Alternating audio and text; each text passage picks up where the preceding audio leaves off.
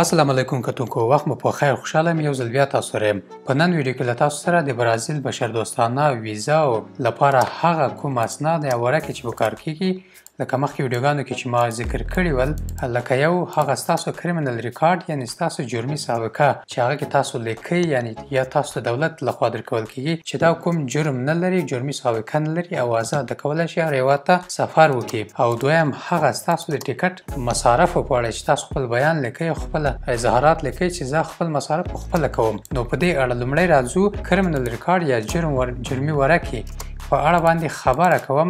دغه کریمینل ریکارډ تاسو دوه قسمه کولی شئ چې ترتیب کړئ او دوی ته ورولېږئ یو هغه رسمي تاسو کولی شئ چې دولت نه واخلئ کوم هیواد کې تاسو اوسیږئ د هغه دولت وزارت خارجه ته ځئ او هغه نه پروسې ځان توي هر هیواد خو تاسو باید که افغانستان کې افغانۍ اوسئ په افغانستان نه واخلئ په افغانستان کې که رسمي تاسو غواړئ د افغانستان دولت نه باید تاسو واخلئ وزارت داخله کې تاسو درکول کیږي یعنی وزارت داخله ته تاسو ځئ هغې ته وایي چې موږ ته عدم مسؤلیت راکړئ یعنی کریمینل ریکارډ موږ ته راکړئ هغوی ته عریضه لیکئ عریضه یو څه پروسه لري چې تقریبا 2 ورځې 3 ورځې یا 4 ورځې یا وخته کې وخت فرق کوي کله ژر ورکول کیږي کله ناوخته ورکول کیږي نوم او ورڅ تاسو واخلئ د هغه نه وروسته دوی خپله بررسي کوي او تاسو ته کریمینل ریکارډ درکوي او یا دوی خپله راستن تاسو ته په وزارت داخله کې نه درکوي وزارت خارجه ته دوی لیږي وزارت خارجه بیا هغه هیواد ته لیږي کونسلګري ته لیږي د کوم څه لپاره چې تاسو دوی نه تقاضا کړې وي د کوم هیواد لپاره چې تاسو تقاضا کړې وي تاسو ته فقط یو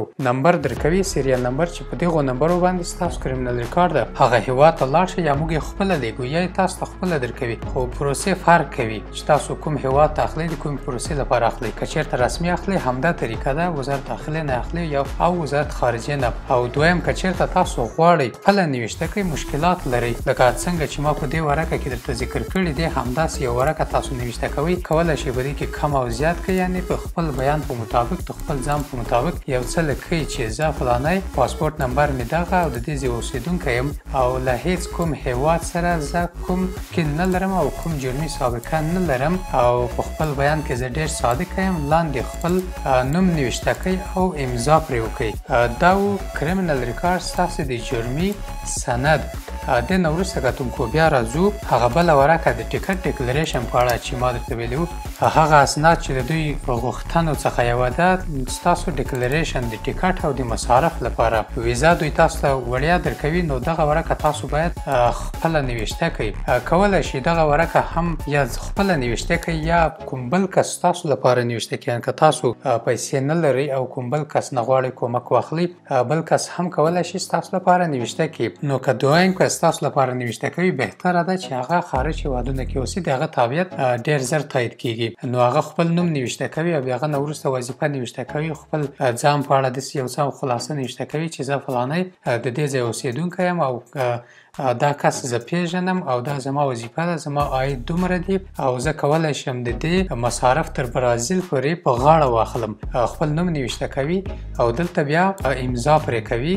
که غواړئ چې تاسو بل کس نه کومک واخلئ او داسې هم کولی شئ چې دا ورقه تاسو د خپل ځان لپاره په خپله نوشته کړئ لکه دلته چې ما نوشته کړي زما نوم امیرشاه ده او زما تاریخ تولد زما پاسپورټ نمبر او زه کولی شم چې له پاکستان نه تر برازیل پورې خپل د ټیکټ او نور مصارف خپله غاړه واخلم او په خپله یې کوم یعنې دا په دې کې زه مشکل نه لرم خپل نوم نوشته کړئ او دلته امضا پرې وکړئ همداسې یو څه نوشته کړئ کولی شئ پکې کم او زیات کړئ یعنې خپله هم نوشته کولی شئ ستاسو لپاره بل کس هم نوشته کولی شي چې د دې کس مصارف زه په خپله غاړه اخلم نو په همدې توګه تاسو کولی شئ دغه دوه اسنادونه ترتیب کړئ کتونکو په راتلونکي کې انشاءالله د برازیل ویزا په اړه تاسو سره